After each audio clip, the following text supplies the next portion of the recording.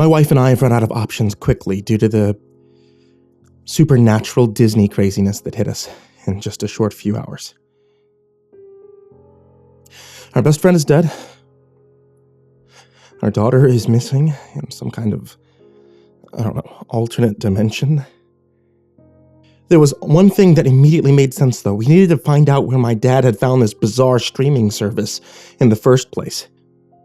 The only good fortune was that his house is only about 15 minutes away, even with traffic, so after we made sure that the tablet that Aubrey was trapped inside of was charging properly via the cigarette lighter, we made our way over. What if he's asleep? I muttered. It was nearly 3 a.m. The neighborhood was as black as the dark eyes in that Disney program. It was impossible not to think of what those programs were. I mean, they were infecting my brain too. What if we were going to wind up like Mel somehow? Would there be a way that we could stop it? Another worrisome thought slipped through my exhausted brain as we parked, and I grabbed a hold of Jen's hand. What if my dad isn't my dad? I asked. That gave us both pause. You know what? You might be right. After all, there's nothing I could find anywhere, even using a Tor router. This Disney stuff that he got for Aubrey just doesn't exist here. Not the here that we're familiar with, she admitted. We need to be careful, I said, checking on Aubrey inside the iPad. We had managed to figure out a way to keep her safe in a tranquil part of the movie. It reminded me of the field where Thanos had gone to rest after the...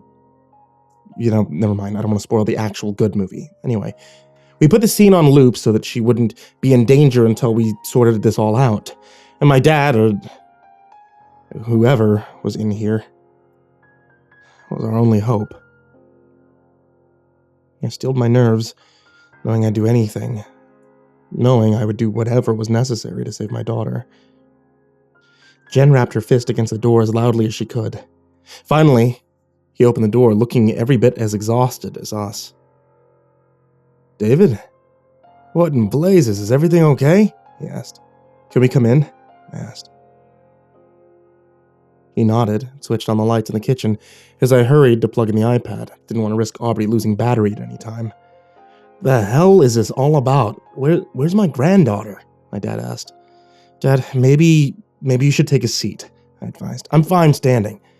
The looks on your faces are telling me something's happened. Tell me, he said sternly. Well, we were hoping that you could tell us, I said, passing him the tablet to get a glance at our girl trapped in the machine. Dad's eyes widened and he muttered, Mother of God. How did this happen? You tell us, Dad. Where did you find the Disney Minus service?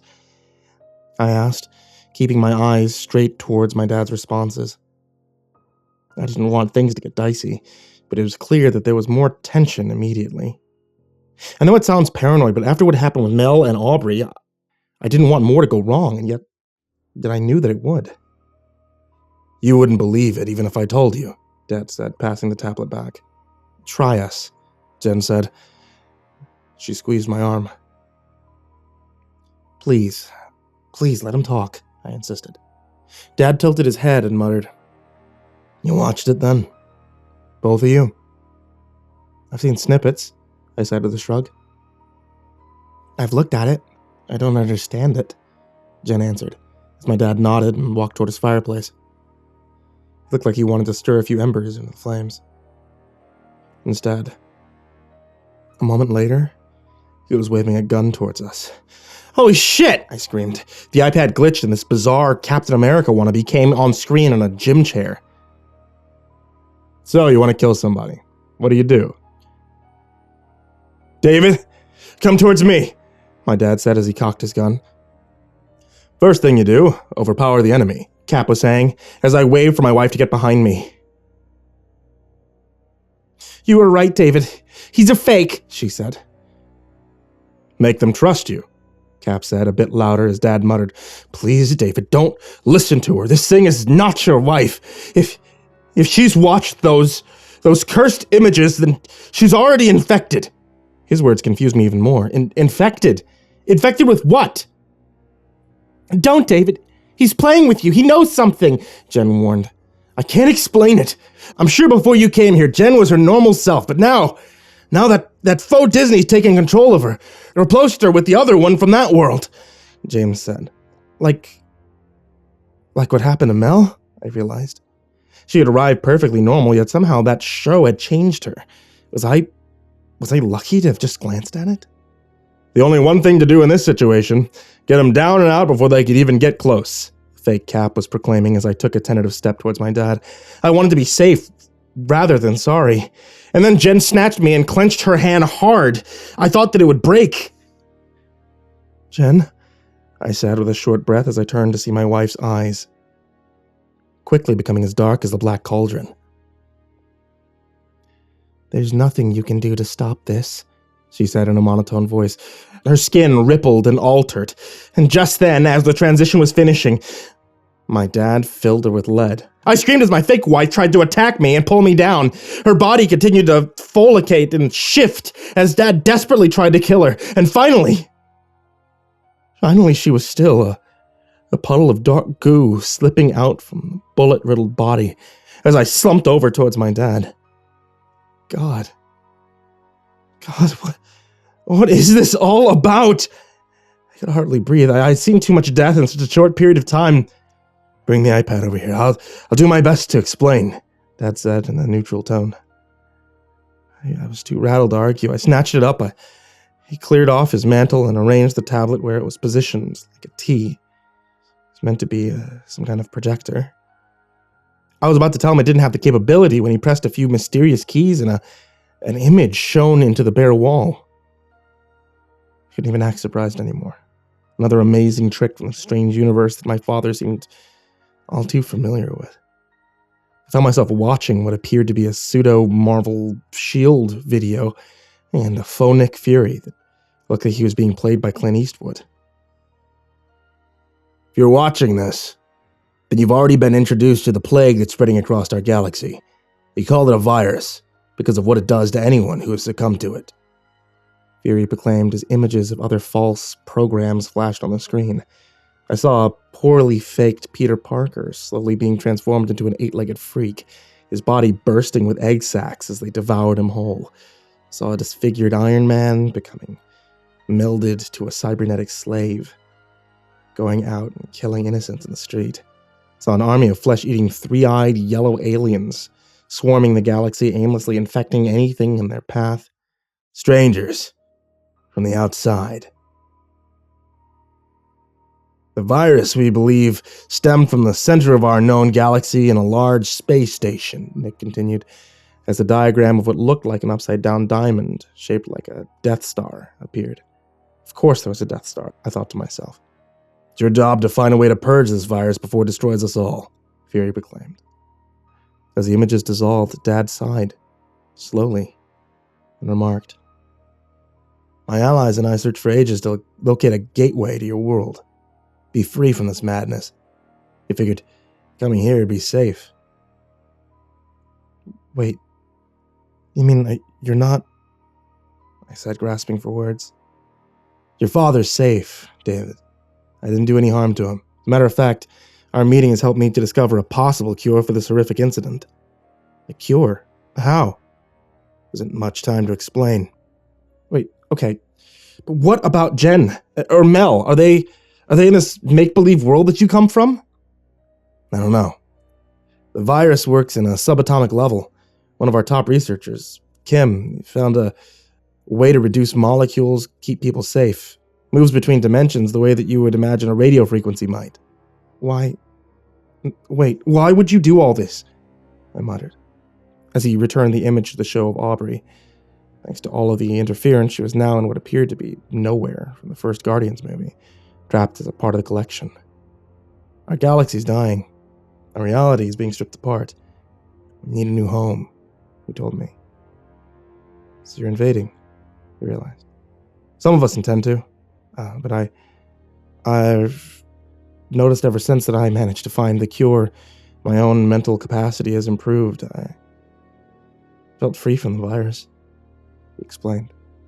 Even so, my daughter, no, my family is in danger, and it's your fault. You have to help me to get away from here, I told him anxiously. I can try. I believe there exists another version of Frank in this world, and if so, quite likely he'd have a way to cross dimensions. He better. Call him, I told him, passing my smartphone. Dad sighed and did as he was told. As I looked back at the bloody mess on the floor, it still looked like Jen was moving, or that something was growing out of her. A few moments later, I realized I wasn't seeing things. Dark, twisting vines were snagging out of the carpet, rooting themselves into the ground as some kind of creature moved towards me. I stumbled backwards and I grabbed the gun, trying to shoot it, but the creature seemed to grow back, despite every attempt that I'd made. You will be... It screamed as its mouth opened wide to spread out more dark vines. I snagged the fireplace poker. I tossed the coals toward the creature, watching as it burned and writhed in the fury. Dad and I watched silently as this new manifestation of evil finally fell to the wayside. Then he muttered, "Best to burn his whole body. Just to be safe." It felt wrong. It felt wrong to treat Jen this way. But I knew that I couldn't risk the infection myself or another attack. I dragged her now headless body over to the fireplace and I started taking coals and embers to do the job. A few silent moments later, and the body was aflame. I was quiet, trying not to shake. The version of my father from the other dimension returned a short moment later and remarked, "Good news, I found her. Good news, I found him. We can meet in half an hour at the old church." I nodded as I watched the strange creature shrivel and die. We didn't have a moment to waste.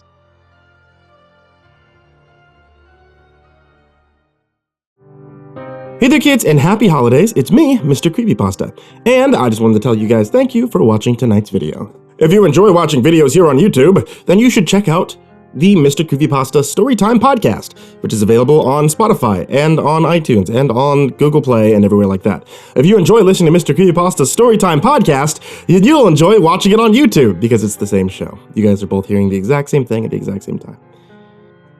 Also, thank you guys for supporting me on Patreon or on Popbase. You guys who are the top supporters on Patreon especially, thank you so much.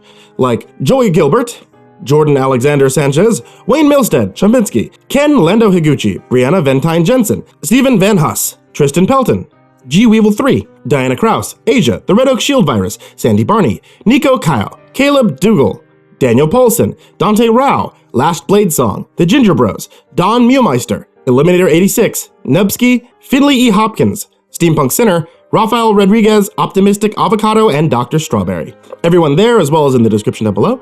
Thank you guys so much. If you'd like to also follow me on Popbase, where you can get a couple of different updates here and there and play games along with me, then you can do so on your phone. It's on Android and on Apple. And if you guys are looking for something like a hot beverage, such as, say, a tea for the cold winter months, then my wife is still selling teas over at etsy.com/shop/ivorymonocle tea, including a MrCreepyPasta tee that has me on it, dabbing. Don't actually, if you do order that tea, request that sticker because we made it, but she didn't want me to put it on the tea because she said it wasn't professional. I think it's whatever. Check back throughout the entirety of the holiday season for more horror stories every single day. Forever. Sweet dreams, kids.